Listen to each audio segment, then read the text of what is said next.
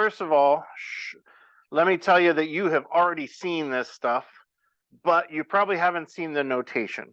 So the hardest thing that you're going to see today, the hardest thing you're going to have to do today is get over seeing some kind of new and weird notation.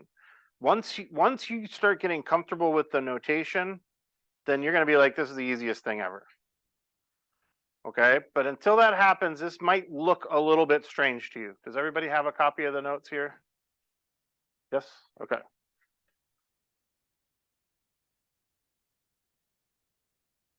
Yeah. Okay, now everybody does. Thank you.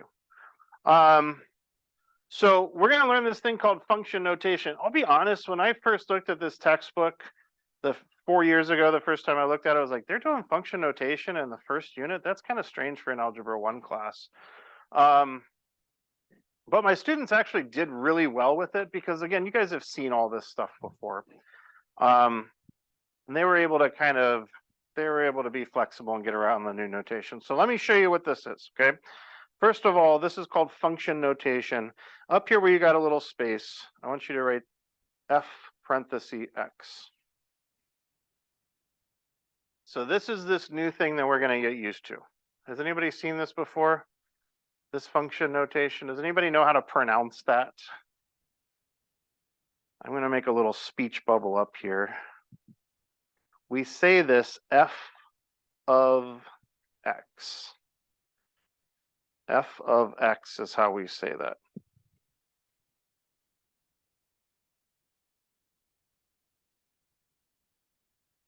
All right. What does it mean? Well, that's kind of complicated. There's a lot of different meanings for this, but I'll kind of give you the gist of it. Do you guys remember when we were doing some problems that looked like this earlier in the chapter? And I gave you an input and x was always the input. What was the output always? X was the input and y was the output, wasn't it? Well, we're going to change that. X is the input, f of x is going to become our output. F of x is going to become our output. And some of you are going to ask the question in your head, well, why can't we just stick with y? Why do they got to make it complicated? I got it when it was y. Why do we got to change it? Well, the answer is because it makes certain things easier later on. So we're going to do a problem here together. I'm going to show you this, that this may look a little bit weird at first, but it's actually not too tough. So I want you guys to focus your attention on this equation here. It says f of x equals x squared minus 1. You see the equation I'm talking about? And I want you to look at the question they're asking us to do. They're asking us to find f of 4. F of 4. Can you write down up here f of 4? That would be f parenthesis 4 equals. And I'm going to show you how we're going to do this. After that equal sign, I'm going to write down my equation, but I'm going to leave the x out with a parenthesis in its place. So it was x squared minus 1, but I left the x out and I replaced it with a parenthesis. Anybody want to be bold and guess what number I'm going to put inside this parenthesis? What do you think? You think it's 4? Anybody agree? Do you think it's 4? Because there's a little 4 right here where the x was? Yeah, totally. 4 is going to go right in there.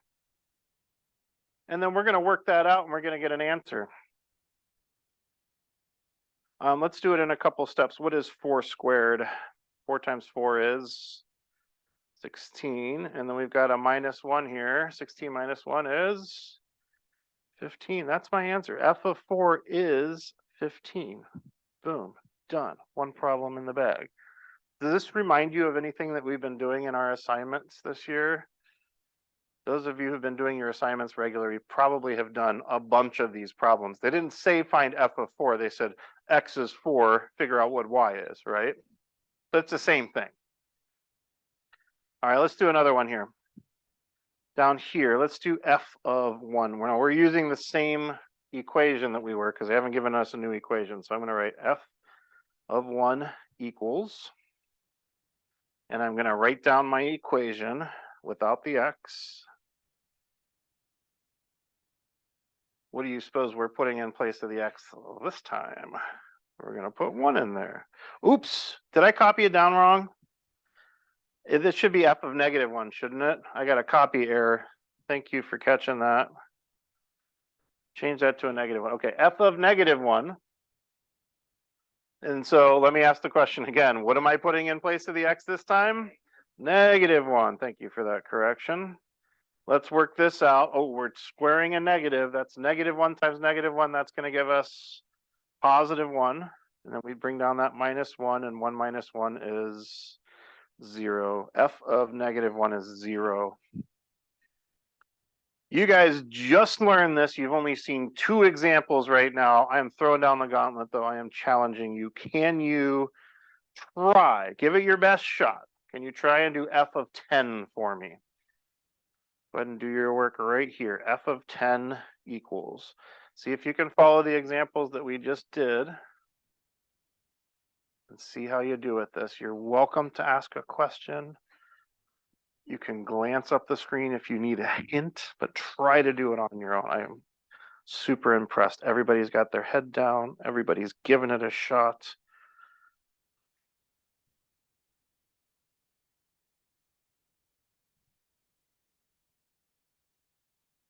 Got some pretty big numbers this time around. You guys are really impressing me. I love that you're willing to just give it a shot. You just literally just learned this and you're trying it out. That is really impressive. That shows tenacity. All right. Did you guys put the 10 in place of the x this time? Yeah. And you squared it and you got 100. And 100 minus 1 is 99. Were you able to get 99? Awesome. Awesome. Did anybody make a mistake that they would like to share with us? I love mistakes when we're just learning something. Because there's a lot of common mistakes, and if we can learn things to avoid, that actually helps us become better mathematicians. I'll tell you my favorite mistake. Did anybody have a 20 here instead of a 100? All right, nice one, nice one. And because you were thinking 10 times 2, right? That's an easy mistake to make, right? You have made that mistake, my friend. You don't have to worry about making that anymore. Congratulations, you got it out of your system, right? Because you know next time you see that square, you're gonna be like, oh, nope, it's not times 2, it's times itself twice, right? Congratulations, that's great, that's awesome. Anybody else make any cool mistakes? No? All right. All right, hey, that's how we learn, right? I don't know about you, but some of the most important lessons I've learned in my life are because I screwed something up and I had to fix it afterwards. Yeah. All right. Hey, all right. So this next part, I'm actually kind of shocked that they put this in here, but I think this class might be ready for this. Now, this time they're saying the output is 24. And they want us to find the input. So they did not tell us what's going inside of F. They're asking us to find that number. So let's kind of work it out. We know what we would do. It would be x squared minus 1. But they're telling us that the answer is 24. So yeah, we're going to have to use some kind of reverse psychology here, some reverse thinking to try and figure this out. So don't shout out any answers because I want everybody to get a chance to think about this. But can you think of a number that you could plug into this that would give you an answer of 24? If you think you got it, write it down on your paper. Check it with your neighbor next to you. See if you agree. If you're not sure, spy on your neighbor next to you, see what they got and see if theirs works. How we doing? You think you got it? You think we got it? I want to see, what'd you come up with? Heck yeah, you did learn from that mistake. Nice job. All right. And the answer is, or wait, not the answer. The answer is 24. The x value that gets us that answer is 5. 5 squared gets us 25, right? And 25 minus 1 is 24. You had forgotten about the minus 1. Okay, good. All right, you guys are doing awesome so far. This next part, I want to give you a little bit of time to think about and work with your table partner. So we got a table over here, and my challenge for you is to try and fill in all the missing parts of the table. There is a pattern that works for this table. So I would like you to figure out all of the missing parts here. And there is one of these that I do not know without using a calculator. Just so you know, there's one of these that I will not be able to do without a calculator. All right, get after that. I'm going to give you about 5 or 6 minutes for that. We'll come back to talk about it in a sec. All right, folks, help me out here. What goes in this first blank here? 3, because why? 3 times 3 is 9. Does that rule work for 1 times 1 is 1? That works. What goes here? Put that phone away, please. Thank you. No. Oh, okay, my bad. 10 times 10 is 100. That works. What could I put here? 2 times 2 is 4. 7 times 7 is 49. 4 times 4 is 16. What multiplies times itself to give 0? 0. All right, now before we talk about this last one, a lot of us were kind of using the f of x and doing something to that, but it's really the other way around. X is the input, right? So I need to know, what am I doing to the x's to get the f of x? What do I do to a 9 to get a 3? Divide it by what? Divide by 3?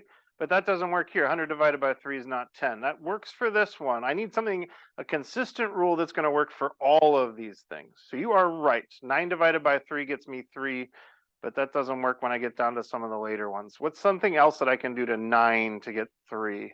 What can I do? Have the exponent is 2 from here. From 3, I can do an exponent of 2 to get to 9. 10 squared is 100, but I need to go the other way. So if we switched it, so this was the input and that was the output, absolutely. We would square each of them, have an exponent of 2. What's the opposite of squaring? We're doing a square root. The square root of 9 is 3, right? The square root of 100 is 10. That's how we're going to find this last one. We need to punch square root of 20 into our calculator. I need to borrow a yellow calculator from someone. I will give this right back. Let me remind you how to do a square root in your calculator. We need to find, if we're just doing a regular square root, we need the radical without the x in front of it. That's this one. It's the button that's underneath it, but I need to do second. Second, that button gets me my square root, and then we type in 20, and we should be getting about 4.47.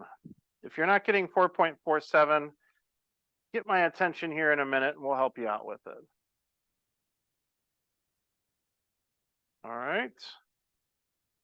So I need to write myself an equation for f of x. F of x is equal to, what were we doing to x again? We were taking the square root of x. So my new equation is f of x equals the square root of x. I got some follow-up questions. Let me get your attention here really quickly. Could you tell me, based on the table, what is f of 9? Based on the table, f of 9 is 3. Based on my table, what is f of 16? Don't shout out an answer this time. I want everybody to look at your table, see if you can find me an x value of 16. What's the output that goes with that x value? On marks, get set, go. 4. Hey, this one's not on your table. See if you can do it. I bet you got this. Don't shout out an answer, please. What is f of 36? What would f of 36 be? Who thinks they know? I want to hear from somebody I haven't heard from yet today. What's f of 36? Who's going to volunteer? Who's going to be bold? I've heard from you. I've heard from you. Sorry, I haven't heard from you. What's f of 36? 6 is it? Nice job. All right, give me just a minute here. Go ahead and flip over on the back and read the instructions. We're going to talk about this in just a moment. Let me take care of this note here.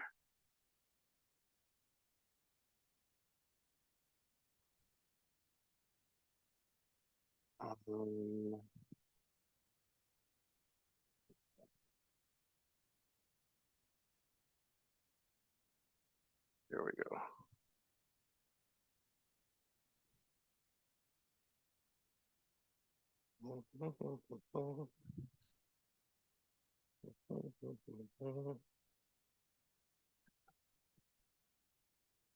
Now.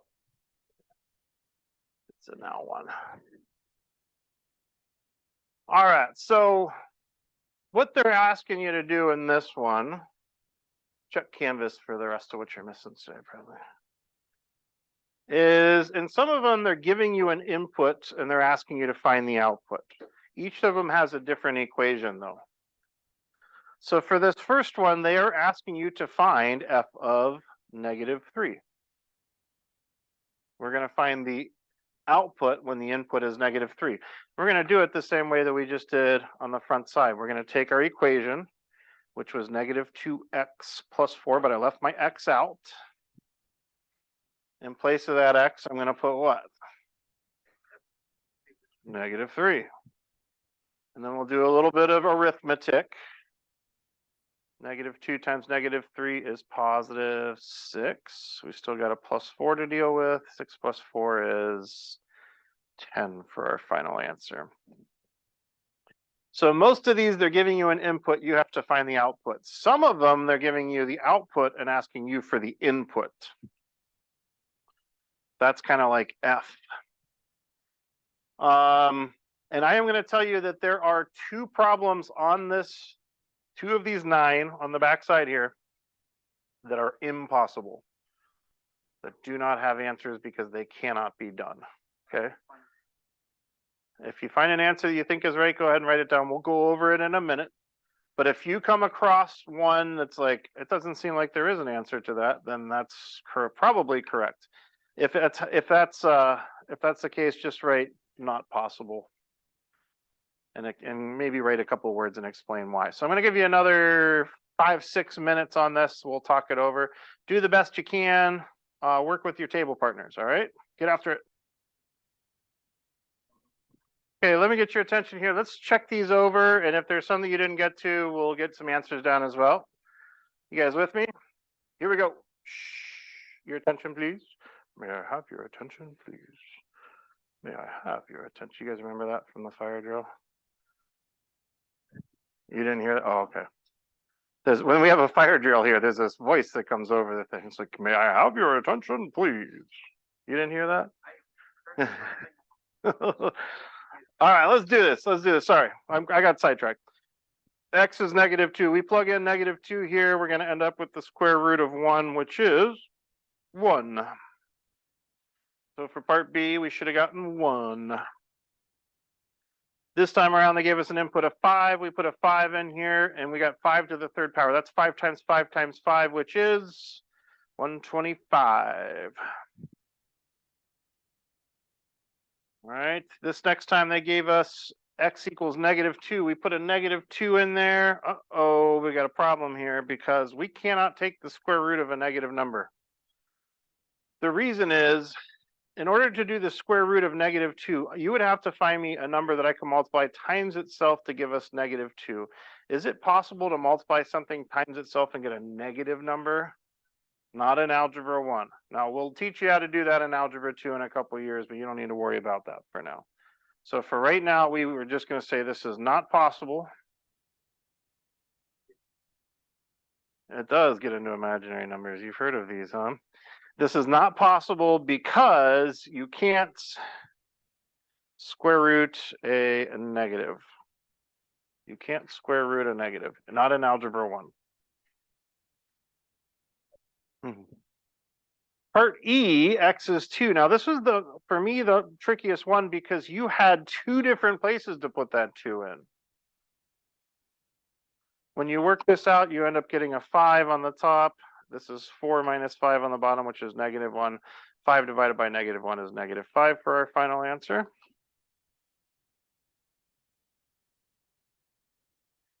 All right, part F, they're asking us for an input this time. They told us the answer was 99. What can I square and subtract 1 and get 99? 10 works. 10 times 10 is 100, minus 1 is 99. That totally works. There is another. What other number can I put in there that would also get me 99?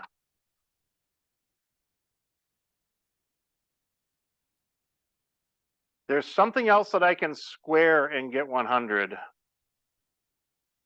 What else can you multiply by itself to get 100? -10 times -10 would be 100 also, wouldn't it? So there are two answers to this one, 10 and -10. If you didn't find both of those, make a note. There are two answers, 10 and -10. And that is going to help you on one of your homework assignments or homework problems. All right, part G. They want us to take the absolute value of something and get -3. Is that possible? Can an absolute value ever give you a negative answer? No, so this is not possible because absolute value will only give you positive answers and 0. So we can't get a negative from an absolute value. We can only get positive numbers, and what's the one number that's not positive or negative? 0. We can get 0 out of an absolute value, but we can't get any negative numbers. All right, this time around we're putting -4 in. -4 minus 2 is -6. And what's the absolute value of -6? 6. This last one almost looks the same, except we're only taking the absolute value of the -4 this time, which will give me 4 minus 2. This time my answer is 2. All right, folks, we are almost done. Flip over onto the front side. I'm going to modify this problem a little bit. I want you to just focus on the graph. Forget about what it says up top. And I want you to just write down for me what I got right here. We're going to do 2 more of these underneath it. So G of 2 equals, now this time I'm using G, and you're going to see sometimes instead of f of x, they'll do g of x. It means the same thing. So sometimes you'll have 2 different functions, an f function and a g function. Sometimes they'll do an h function and a j function and a k function. So this is just like what we were doing before. So we're going to do G of 2 instead of f of 2. Same idea. And I've got a hint here for you about how to do it. When they say G of 2, this 2 is representing an x value, correct? And the answer that we're going to get for this is going to be a y value. Now, this time they didn't give us an equation, they give us a graph. So can you find me a point on your graph that has an x value of 2? And it needs to be a point on the parabola. Can you find me a point on the parabola that has an x value of 2? Just highlight that point right on your graph for me. Find me a point on that parabola that has an x coordinate of 2. Do you see it? This is the one I'm looking at right here. Look up at the screen. Is this the point you were thinking of? This point is on the parabola, and it does have an x value of 2, doesn't it? What is the y value of this point? 0. So that means G of 2 is 0. So if I asked you for G of 2, what I'm really asking you to do is find me a point on the graph that has an x value of 2 and tell me what the y value is. Can I get you guys to stop the chit chat and pay attention for just a couple more minutes, please? Thank you. We're almost done. So I want you to try this with -1. Can you find me a point on the graph with a y value of -1? This is how we're going to answer what G of -1 was.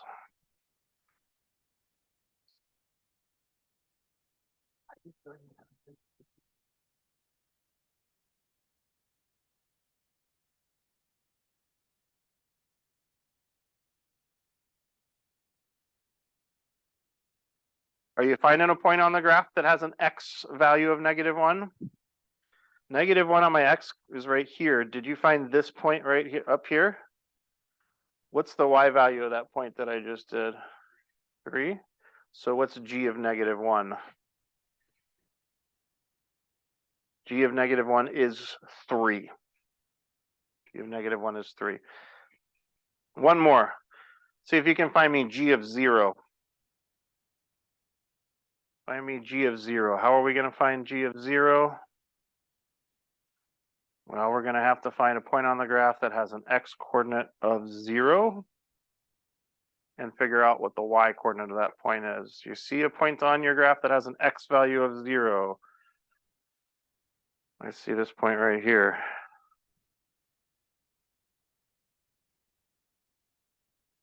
What's its y value? 0. I said that was the last one, but I want one more out of you guys. You got this. Without doing the point stuff this time, just look up here. You don't have to write it down, but don't shout it out either. If I asked you what is g of 1, draw the points on your graph that I would be talking about when I say g of 1. Where's the point on your graph that has an x coordinate of 1? There's only one on there. Do you see it? Draw it on. Did you draw it on your graph? Yes. Did you draw this one right here? What's the y coordinate of that graph? All right. Okay, you guys did awesome today. Thank you so much. Oh, wait, one more thing before we go to that. Did we do any notes in our packet on this yet? No, you know what we should do while this is fresh? This would be smart to do now. We could wait and do it later, but let's do it now, and we'll do it quick. We have in our packets, remember, we're allowed to use these packets on our tests, and our first test is coming up 2 weeks from today. So let's get this into our packet, folks. You'll be happy to have this in there.